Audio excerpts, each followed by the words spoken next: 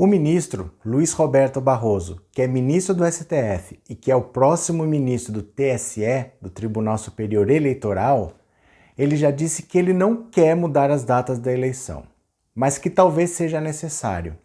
Então o entendimento está começando a mudar e pode ser que as eleições sejam realmente mudadas. A mudança é muito difícil, eu vou explicar para você, tá bom? Se você está aqui pela primeira vez, meu nome é Roberto Cardoso, eu estou aqui todos os dias produzindo conteúdo para você, levando um pouco de informação. Todos os dias a gente tem uma live às 19 horas, você é convidado para participar. Hoje à noite tem live e eu só queria pedir um favor para você já se inscrever no canal e deixar um like, tá? Que isso é fundamental para a gente continuar produzindo conteúdo para você. Se além disso você quiser se tornar membro, R$ 7,99 por mês, fica a seu critério, tá bom?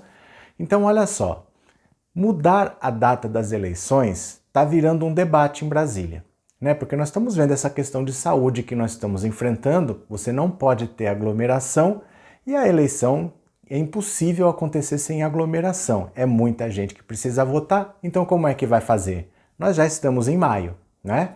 Eu já expliquei aqui para vocês que mudar a data da eleição é muito complicado pelo seguinte, não é uma pessoa que determina a data da eleição. A data da eleição é determinada pela Constituição. Está no texto da Constituição que as eleições devem ser realizadas no primeiro e no último domingos de outubro. Então esse ano seria dia 4 de outubro e dia 25 de outubro, com a campanha começando dia 16 de agosto. Aí tem horário eleitoral, aquela palhaçada toda que a gente sabe. Para mudar isso, você teria que mudar a Constituição. E mudar a Constituição não é fácil. Você tem que fazer uma PEC, que é uma proposta de emenda à Constituição. Não é fácil aprovar, porque você não precisa de maioria simples. Você tem que ter 60% dos votos em 2 turnos. Então são 2 eleições na Câmara e 2 eleições no Senado. São 4 votações, em todas você tem que ter 60% dos votos total. Não é só de quem está lá não, do total de deputados e do total de senadores. Aí você aprova uma alteração, certo? Tá, mas mudar para quando? O problema é esse, mudar para quando? Como eu posso hoje saber quando que isso vai ser seguro? Né? Porque se eu mudar a Constituição e falar não vai ser em outubro, vai ser em janeiro, e se janeiro não tá bom, eu tenho que fazer outra PEC para mudar? Aí eu mudo para março, e aí? Como é que faz? Você não sabe. O ministro Barroso disse o seguinte, ele é a favor, se for necessário, que se altere, em princípio ele é contra, mas que for necessário que se altere, mas que as eleições aconteçam no máximo em dezembro. Precisa acontecer até dezembro, eu sei por que ele está falando isso. Porque na nossa Constituição também é cláusula pétrea, que nós somos uma democracia, um Estado democrático de direito, com mandatos periódicos. Então, por exemplo, os prefeitos foram eleitos para um mandato de 4 anos. Com 4 anos, tem que se encerrar, certo? Se você, por exemplo, de outubro, se você jogar 6 meses para frente, vamos dizer que você jogue para abril. Quem vai mandar nas cidades de janeiro até abril? Não dá para fazer nada, porque você não pode prorrogar os mandatos, porque o mandato tem data para acabar. A Constituição impede que você prorrogue. Você não pode nomear um interventor, porque os representantes públicos têm que ser eleitos pelo povo. Você não tem o que fazer com esses mandatos. Então veja, será que vale a pena você mudar a Constituição para adiar talvez um mês e meio? Talvez seja necessário, mas segundo Barroso, essa é a máxima alteração que pode acontecer. Mudar para dezembro, para que os mandatos acabem no final do ano e que em janeiro os próximos prefeitos e vereadores tomem posse, tá bom? Aí ele falou o seguinte, a gente vai incluir nessa PEC um ADCT, que é um Ato de Disposições Constitucionais Transitórias. Desse nome comprido todo, guarda só o T, que quer dizer transitórias. Você vai alterar a lei, a Constituição, por uma PEC, mas essa PEC vai ser transitória. Então vai valer para essa eleição e não vale para outras. Porque o maior medo de você mexer na Constituição é que depois que você muda uma vez, fica todo mundo querendo mexer por qualquer motivo. Então eles relutam sempre em mexer na Constituição. A ideia era, se for necessário mudar, você põe esse ADCT, que é um ato que diz que aquela mudança é transitória, vai valer só para essa eleição por causa do coronavírus e depois continua sendo em outubro como sempre. Existe também uma proposta que eu particularmente eu acho interessante. Em vez de você ter agora eleições de prefeitos e vereadores e depois, em 2022, ter governador, presidente, deputado federal, deputado estadual, senador, por que não faz tudo numa vez só? E aí depois fica 4 anos sem ter eleição, né? Poderia fazer isso.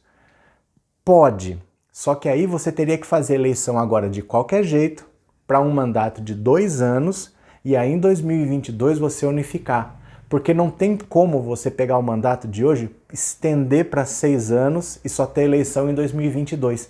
Não pode prorrogar mandato. Você entendeu? Então eu até acharia legal só ter eleição de 4 em 4 anos. Era mais barato. Essas eleições de 2 em 2 anos, a gente tem que votar de 2 em 2 anos, é custo para organizar a eleição de 2 em 2 anos, faz de 4 em 4. Pode, isso pode fazer, mas não vai mudar o fato que tem que ter eleição esse ano. Esses atuais mandatos precisam se encerrar. Eles são de 4 anos. Se você quiser fazer isso, você vai ter que eleger prefeitos e vereadores para mandar por 2 anos. E aí em 2022 você ter tudo. Isso pode ser. E sobre o fundo eleitoral? Também foi discutido isso, o Barroso falou. O fundo eleitoral é o seguinte, você tem um dinheiro público que é dado para os partidos para que eles façam a campanha. Em contrapartida, eles não podem aceitar doações de empresas, só de pessoas físicas. Você pode doar para o seu candidato se você quiser, como pessoa física. A empresa não pode doar, tá? Muita gente é contra, porque é dinheiro público que está sendo usado para financiar campanha de partido. Eles que têm que se virar. Pois é, a gente tem que ter calma quanto a esses argumentos, porque tem até gente falando assim, vamos usar o fundo eleitoral para combater o coronavírus. E você para pensar, faz sentido, né? Se a gente tem um problema de saúde e dinheiro que vai ser gasto com eleição, vamos usar para isso. O problema é o seguinte, o próprio Barroso falou, a doação de empresa sai mais caro do que o dinheiro público. Porque empresa não doa, não vamos ser ingênuos, né? Empresa não doa, empresa investe. Ela vai botar dinheiro naquele candidato que ela acha que vai ser melhor para ela, não que vai ser melhor para o país ou para o estado. Então ela bota um monte de dinheiro lá para o cara se eleger e depois, como contrapartida, fazer o que ela quer. É sempre assim. Sempre aconteceu assim. Você tinha os candidatos com muita empresa colocando dinheiro atrás e depois ele estava absolutamente comprometido com essas empresas. Ele tinha que atender às reivindicações delas sem falar não. Porque senão na próxima eleição aquela empresa botava dinheiro no concorrente e derrubava ele. Entendeu? Então é uma armadilha você pensar assim, eu não vou ter o fundo eleitoral e vou usar esse dinheiro para combater o coronavírus, porque se na eleição a gente só tiver cada candidato se virando para conseguir dinheiro, o rico, o representante dos empresários, dos poderosos, para esses vai ter dinheiro. E para o representante do trabalhador, como é que fica? Né? Aquele cara que luta no condomínio, no bairro dele, pela escola, para melhorar, aquele cara que realmente quer trabalhar, onde ele vai conseguir dinheiro? Então você vai acabar excluindo o representante do povo, o representante do trabalhador e ficando só com representantes de empresas. Então o próprio Barroso falou que ele é contra, que se você dá dinheiro público, no fundo, é um dinheiro público que vai para isso, que é mais barato do que você deixar os partidos pegarem doações de empresas, porque depois isso é cobrado deles em forma de corrupção. Você entende? A hora que for fazer uma licitação, vai ter que ganhar aquela empresa. Esse dinheiro vai voltar em forma de corrupção. Então ele falou, pode-se discutir o valor. Eu não sei se 2 bilhões é muito ou se é pouco, mas você pode discutir o valor. Mas é melhor que você tenha financiamento público do que você deixar os candidatos irem atrás das empresas, se comprometerem com essa empresa, porque a empresa não doa, a empresa investe, para depois eles terem que governar comprometidos com essas empresas. E se não fizer o que a empresa quer, na eleição seguinte a empresa apoia o concorrente. E aí o concorrente faz tudo o que ela quer e se não fizer apoia o outro. E assim vai. Então eu acho que fica mais ou menos esclarecido isso. As eleições desse ano realmente podem ser adiadas, mas elas precisam acontecer esse ano. E essa decisão tem que sair no máximo até junho. Você precisa ter uma definição ainda no primeiro semestre para você saber quando começa a campanha e quando tem a eleição. Mas tem que acontecer esse ano, os mandatos dos prefeitos têm que acabar esse ano e em janeiro tem que começar prefeitos novos porque não é possível prorrogar mandato.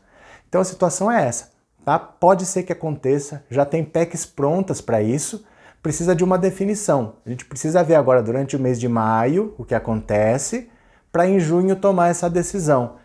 É possível? É. O caminho é difícil, você tem que aprovar PEC e tal, tudo que eu expliquei, e vai ter que acontecer esse ano. Não dá para adiar por 6 meses, por exemplo, não. Tá certo?